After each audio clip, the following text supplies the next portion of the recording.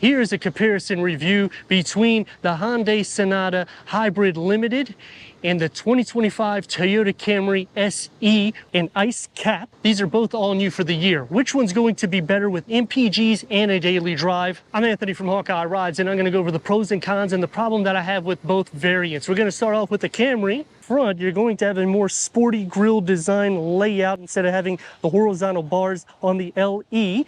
With the new C-structure LED headlights and daytime runnings that integrate into the top portion of the grille, the lower, because this is the SE and the XSE, will have the sports mesh grille. The difference is you're going to have the matte black, opposed to the XSE, you'll have the gloss black elements and the side splitter that comes out. Whereas when you're going onto the Sonata, it's going to look a little bit more tech driven.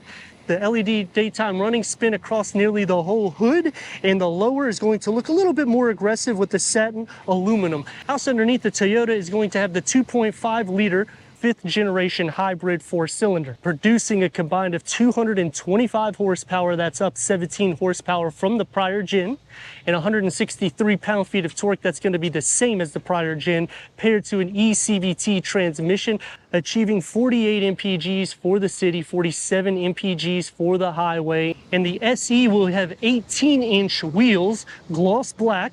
Going into the XSE, you'll have a 19-inch wheel, and you're going to get a sport-tuned suspension. The lower skirt will flare out with LED turn signals integrated onto the side view mirrors, but you will have to option things like a moonroof and even a pano if you're going into the XSE. The Sonata Hybrid is going to house the 2.0 liter 4-cylinder hybrid that pumps out 192 horsepower combined, which is more than the gas variant, with a 6-speed automatic transmission, and that's achieving 44 mpgs for the city, 51 mpgs for the highway, and only one wheel configuration for the Sonata, which is a 17-inch wheel. The side skirt will flare out. LED turn signals will be on the quarter panel with a large panel moonroof, shark fin antenna in the gloss black, and this has a 360-degree reverse camera, which is the only Sonata that has it. You're not going to receive that on even the XSE. You have to option that as a package, as well as blind spot view monitoring, which uses the cameras on the side view mirror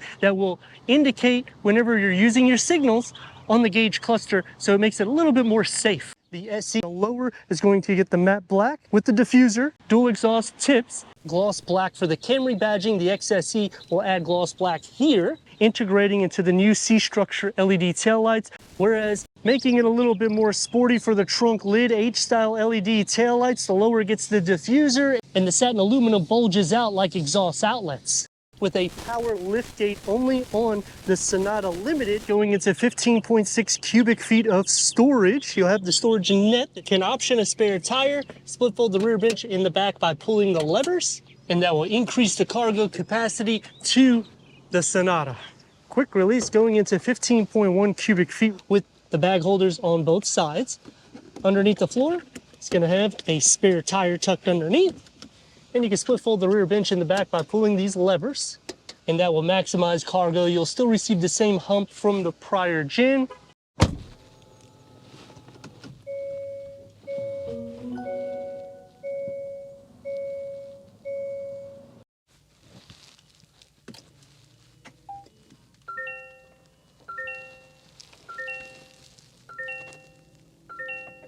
Ten-way power seat adjustment for the driver with 4-way power seat adjustment for the passenger. Heated seats is standard on the SEL Hybrid.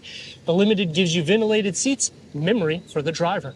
10-way power seat adjustment for the driver, 6-way manual seat adjustment for the passenger. You can option heated seats on the SE. Going up to the XEL and the XSE will get standard heated seats with packages for ventilated seats, and you'll get 8-way power seat adjustment for the passenger. Headroom and leg room. It's going to be a driver-focused setup, but you're not going to notice it so much, even though you can see a little bit of a tilt here in the center. Headroom and leg room. The SE is going to start with the sports pedals, which you'll also receive that on the XSE. The driver-focused setup with the new dashboard design, and we have the upgraded 12.3 information display. Standard is wireless Apple CarPlay, wireless Android Auto, Sirius XM, AM, FM, streaming, Bluetooth audio, Amazon Alexa, put it into reverse and you'll get a reverse camera with trajectory that will expand, and you can also change the camera layout. One thing that I dislike though is it doesn't cover up the whole 12.3 inches. I do like the sporty style that goes into the air vents. You have an aluminum mesh inlay look that's going to go into a curved one panel that houses two 12.3 screens. Touch for the center with Apple CarPlay, Android Auto, Sirius XM, AM, FM, streaming, Bluetooth audio, and when you go into the limited opposed to the SEL, you get this navigation. Blue Link, Wi-Fi hotspot, Sirius XM, AM, FM, streaming, Bluetooth audio, dynamic voice, which will not be on the SEL, put it into reverse, and this is the only trim that gets the 360-degree reverse camera, full trajectory for the front and the rear with the parking sensors, and you have different camera layouts that you can go around the vehicle here. Plus you got a 3D view, so you can simply use your finger and just slide all around the vehicle. Dual climate control settings is standard, and this is a touch pad, so it cleans up the center area here with a standard wireless charging pad. Push here for your 12 volt, 2 USB ports, and you're gonna have a little bit more cleaned up with the driving mode select. So you have Sport, My Drive, and Eco. In order to change the configuration, you gotta go into Setup here in the center display, then you go to Screen Layout. Here you'll go into the cluster theme, and then you could just change it. So now this is the classic, in which this is the way it looks when you change the driver modes.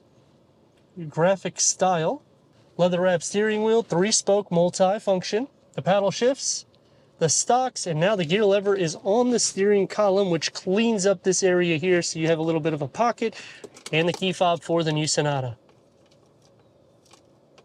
It's going to be soft where it needs to be, opens up to a medium-sized storage pocket. It is pushed back a little bit, auto-dimming rear view mirror, a large panel moonroof, interior lights are all LED and 64 color ambient lighting, plus a heads-up display and 12 speakers through Bose. Heads-up display is an option for the XLE and the XSE. We have the convenience package, which gives us the auto-dimming rear view mirror, and we also upgraded and got the moonroof.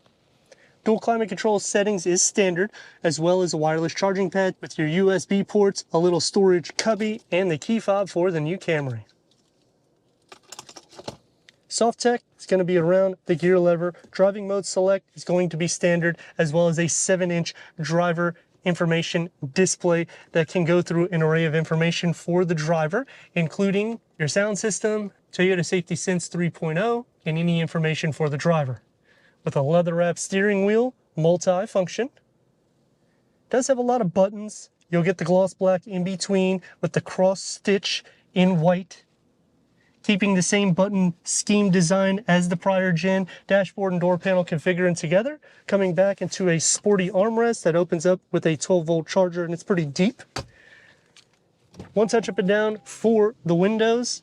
It's going to be a little bit more sporty. The pattern comes into play here with the satin aluminum with a long storage pocket and a beverage holder carved out. It's going to be soft to touch where it needs to be with a large grab handle. One touch up and down for the front windows with a medium-sized storage pocket. The back seat's headroom and leg room. Storage only behind the passenger seat. Air vents, USB ports, and air vents only come on the hybrid trim. Cup holders with armrests, as well as a manual sunshade, which you can only get on the limited hybrid trim. Door panel is going to have the same soft materials where it needs to be, contrast stitching, but a smaller storage pocket, headroom, and leg room. We're going to have storage behind both of the seats in the front, with air vents, USB ports, cup holders with an armrest, and the door is going to have the same segment that's found in the front, except you're getting stripped of the soft materials. It's just going to have kind of a design pattern. It's going to be a little bit more sporty with a smaller beverage holder. Sliding into the center, the floor isn't flat, the rails are pushed up enough, but feet and shoulder space is not such a big deal. And headroom, it's going to be a little bit more tight because of the way the moonroof comes back and the interior lighting. Sliding into the center, the floor is not completely flat, the rails are pushed up enough. You will be sharing some feet space, but not much. The same thing with leg, butt, and shoulder space. It's a pretty wide vehicle. Headroom, though, becomes a little bit more compromised because of the pano moonroof and the way the headliner is structured. 225 horsepower, which is 17 horsepower more.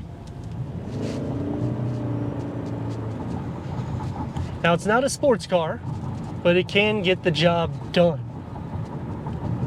And most of the time, you're not going to hear that hybrid powertrain at all, because it's going to be a lot more quiet in the interior. Even the drive itself is smoother, even though this is a sport tuned suspension. It's going to take me to some pros and cons. Starting off with the pros is we're getting Lexus interior blended in with Crown on the exterior and also in the interior. We're getting more digital screens. We're getting more standard amenities. It's a little bit more of a soft drive. The exterior looks a little bit more sporty. It's going to take me to some cons. With this upgraded screen, we're not getting an upgraded reverse camera. It doesn't cover the whole screen whenever you're using it. Now, when you use Apple CarPlay, it does cover up the whole screen, so I like that. But then for remote start, you have to pay a monthly subscription. We're not receiving any GR or TRD this year, which saddens me, because even though it's not necessarily a powerhouse, it still has some performance. When you're thinking about comparable rivals, it does hit a point where it's not as good as Hyundai.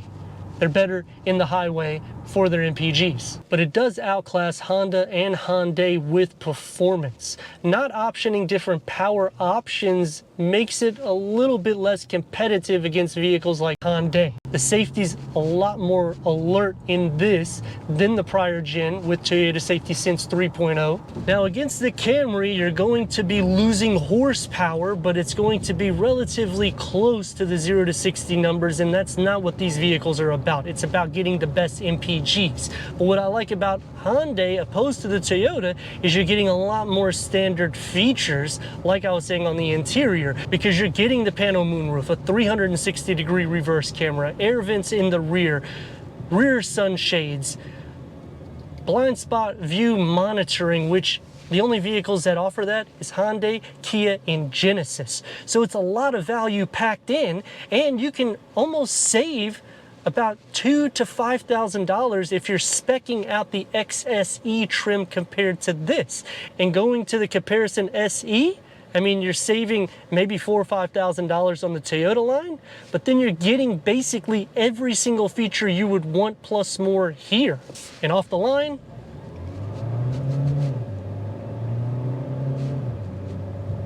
I mean, let's face it, both of the vehicles are not going to be something you're taking on a track. You're wanting to get the best MPGs.